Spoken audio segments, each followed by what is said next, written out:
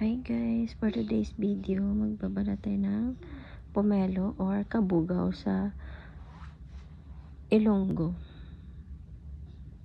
So ayan, tanggalan natin ang magkabilang balat.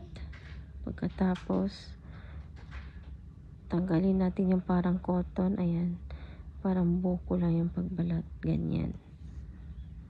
Pagkatapos, tanggalin natin itong mga puti-puti na parang cotton. So, ayan na po. Umuwi na yung aming mga dinala ni Daddy. Hi, so, ayun guys. Dito na lang po magtatapos ang voice over ko dahil napakaingay po ng aking anak. Thank you for watching guys. Ay, napakasarap po nitong kabugaw or pomelo.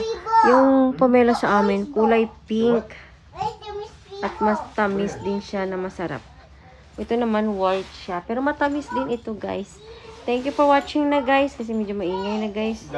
Thank you guys. Bye.